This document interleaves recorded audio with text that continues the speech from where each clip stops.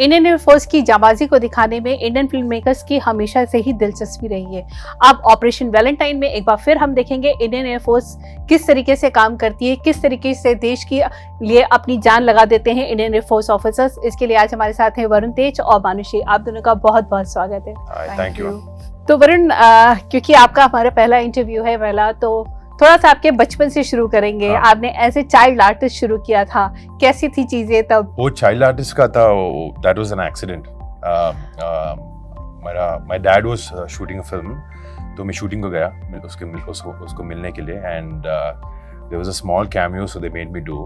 That was not intentional, but my serious debut तो 2014 में हुआ, and I think ever since since college I always wanted to become an actor, and I'm glad with the choices I made, the films I picked up and all of that. मानुषी, आप कैसी थी बचपन में? आप तो topper रही है, ये तो सब जानते हैं, लेकिन बचपन की मानुषी। डॉक्टर साहब। मैं बहुत शाय बच्ची थी और मैं ज़्यादातर अपने हॉबीज़ में ही रहती थी, चाहे वो पेंटिंग हो या फिर डांस क्लासेस हो।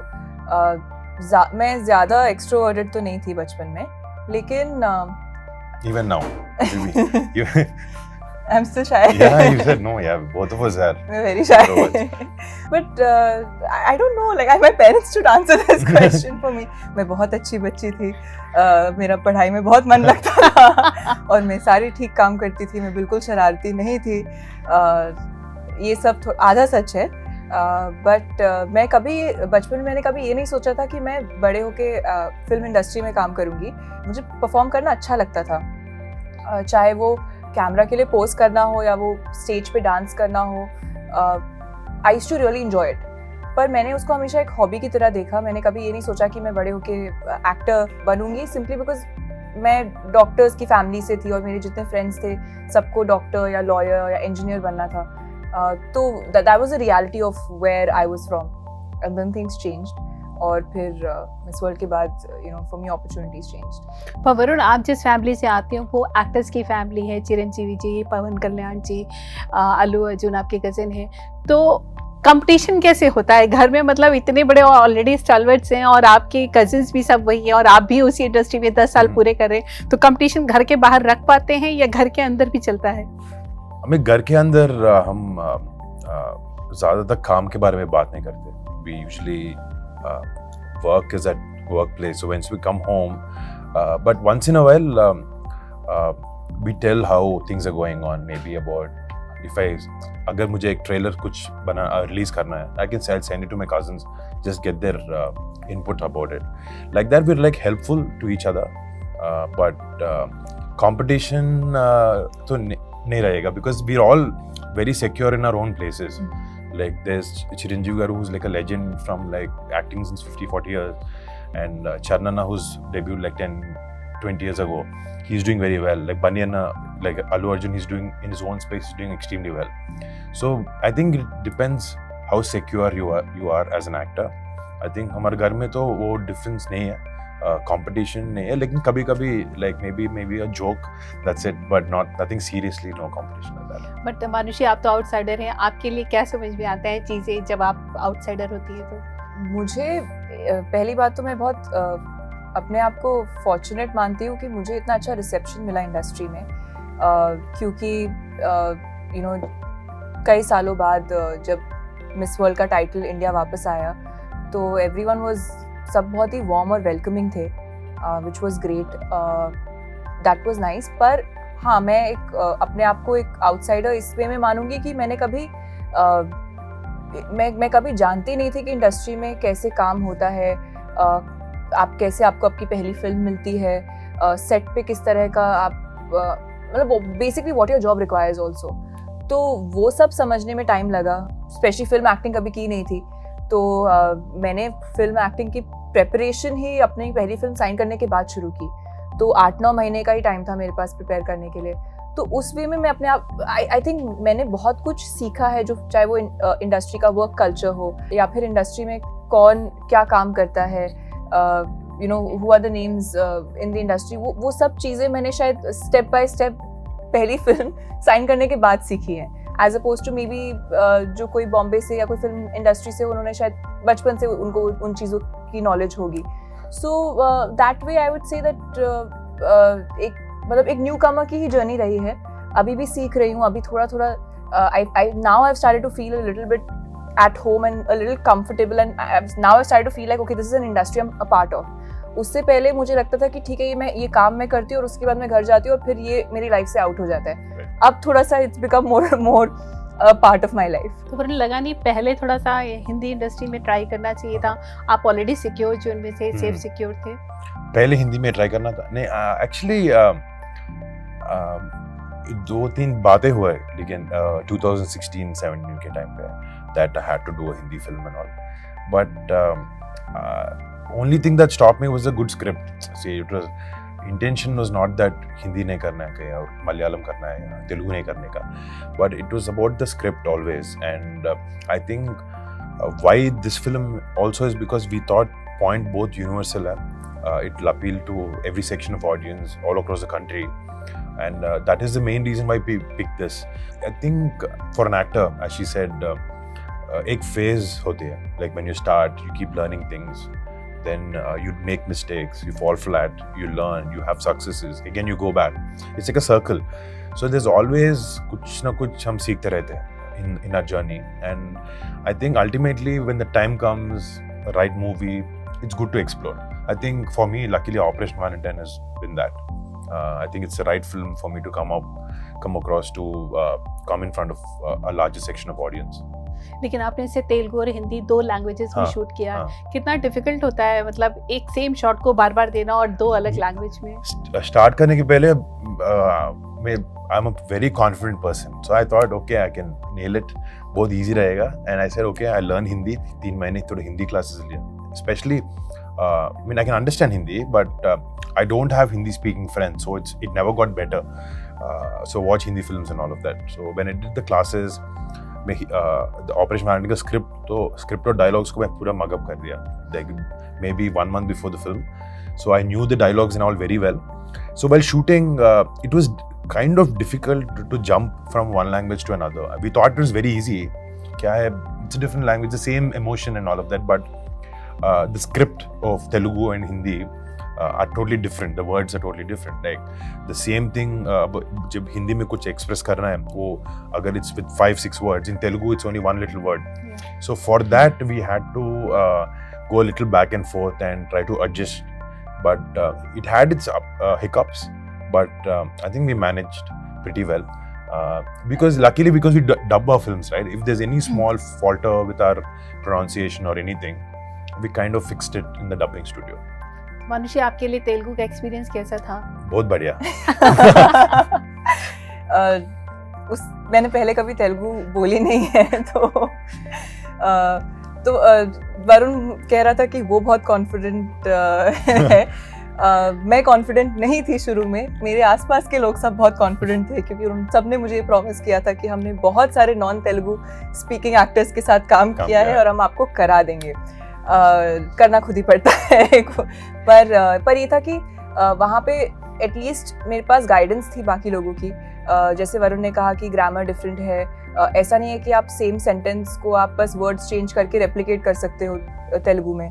तो यू नो उन चीज़ों में टाइम लगता था, स्पेशली जिन सीन्स में बहुत ज़्यादा इमोशन है, कहाँ पे पॉज देना है, कहाँ स्ट्रेस, किन वर्ड्स पर स्ट्रेस करना है, वो सब चीज़ें वो सब चीज़ें थोड़ा सा दे टुक सम टाइम, लेकिन वी डिड इट. नहीं, तेलुगु में PAT on my back. Telugu में लास्ट लाइक 10 मेरे पिछले 10-15 फिल्म्स में most of the actresses have come from North India. Most of them don't speak Telugu. First time I felt what it is to be them. I understood the struggle they go through. It's not easy to suddenly adapt to a new language. कभी-कभी like अगर तेरा ध्यान dialogues में, if it's on the dialogues, you forget your act a little bit. So if you know your dialogues very well, you can concentrate on your performance and all of that. So I think that homework that I did for me personally while learning Hindi helped me. It was not looking awkward. I'm not trying to. जब मैं perform कर रहा था, मैं line के बारे में नहीं सोच रहा था. I was only thinking about the one एक बहुत important चीज़ है जब आप act कर रहे होते हो कि आप लाइनों के बारे में ना सोचो. ताकि आपका इमोशन पे फोकस रहे. अगर आप ये याद करो कि लाइन नेक्स्ट वर्ड क्या लाइन है, तो then it's a very stressful situation to be in. तो आई मीन मुझे तेलुगु पहले समझ में भी नहीं आती थी, अब थोड़ी समझ में आने लग गई है. तो उस वक्त ऐसा लगता था कि मैं कैसे इसको करूँ कि मैं नहीं चाहती कि मैं याद करूँ कि अच्छा अगली लाइन क्या थी, but at the same time you have to focus on the performance. So maybe that was the little bit of homework challenge. and you can do it. That's the thing. But it's not an impossible thing to do. You'll see in the movie.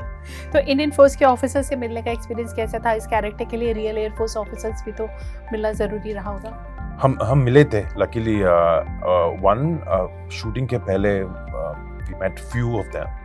But on the set when we went to, हम जब Gwalior airbase में shooting कर रहा था, हम 40 दिन ऐसे किया शूटिंग, 2 शेड्यूल्स. बहुत सारे फाइटर पायलट से मिले and even the ground staff there, lot of them. Luckily they were really accommodative. हमको शूटिंग के बाद में भी उनका कैंटीन में लेके गया डिनर के लिए. सबके साथ बैठ के like we spoke a lot, got to know their stories, like what they go through, what their families go through. So they say there's missions and all these are so secretive. They don't even tell their wives that okay, tomorrow morning I'm going on this. So and suddenly they see them on the news channel that okay, mera pati he went to another country for a war or something like that. So all those situations, all those stories, jab hum sune ye Air Force officers se, it was really inspiring for us. It helped us better to understand and structure our characterizations or a performance for the matter of fact. और हमारे साथ set पे भी रहते थे, you know, just to guide us and for those small nuances. So that was also helpful. Like Air Force के movie कर रहे तो you should do it right. Like हमारा intention था कि हम बहुत realistic approach से ये film को लेके जा रहे हैं, and इसलिए हम Air Force से 2-3 आदमी throughout the shoot they were on set. Like for example, there is something written on the board. And I'm giving a class to Air Force students. We can't write anything, so we want to know what, because Air Force के बारे में लोगों को बहुत they know very less. Okay, so ज़्यादा नहीं जानते वो लोग, so इसलिए we wanted to show in the right way and the right interpretation. So वो लोग का help, it was very helpful for us when we were shooting with them and all of that. तो मानुषी, कंगना ने तेजस में air force की वर्दी पहनी, दीपिका ने फाइटर में, आप ऑपरेशन वैलेंटाइन, मतलब अब एक्ट्रेसेस को भी ये वर्दी मिल रही है. कैसा लग रहा है पॉजिटिव चेंज? ये किस तरीके का आपका लगता है सिनेमा में जब ये रिप्रेजेंटेशन हो रहा है तो चीज़ें कैसे बदलेंगी सोसाइटी में? आई थिंक जो सिनेमा है वो सोसाइटी से इंस्पायर होता है एंड वाइस वर्सा. दोनों ही you know they go hand in hand.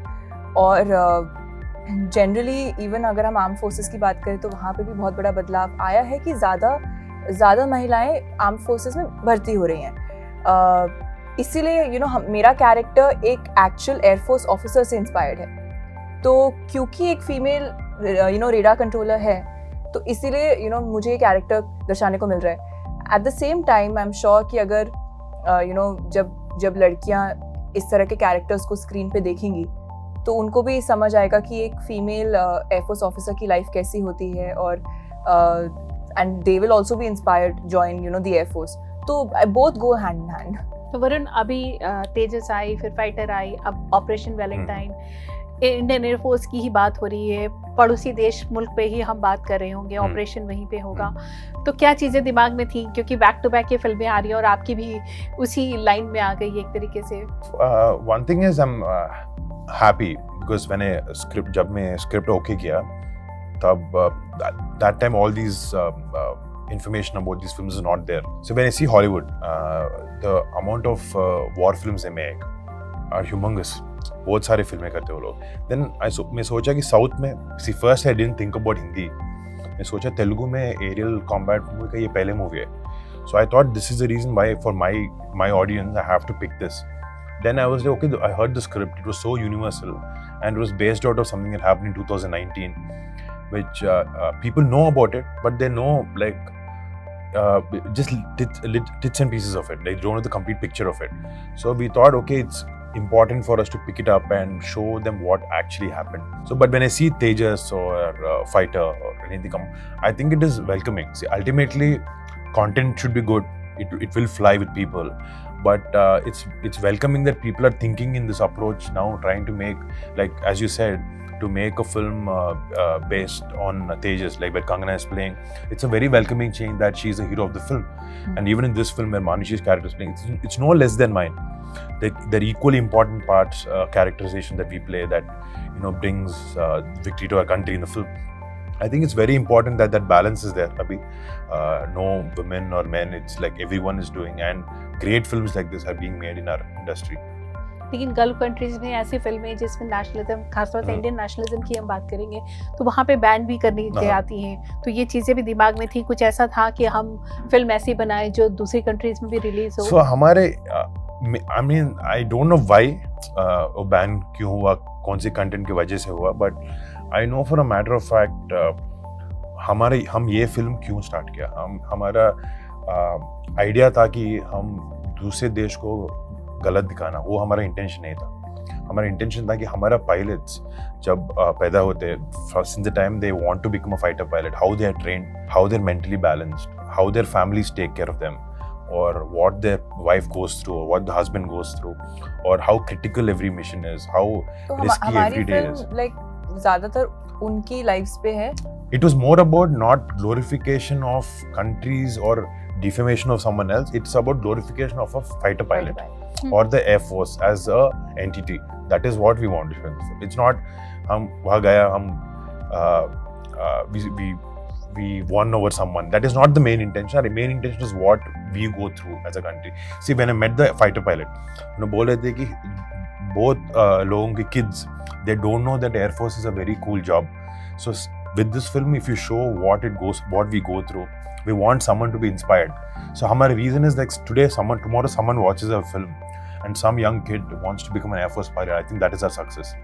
That is our intention also. तो आपका क्या टेक ओवर रहा जो आप हमेशा अपने साथ रखना चाहेंगे इस film? From this film, see one thing. Okay, as the reason why I'm making this film is also the reason that the thing that I take from the film.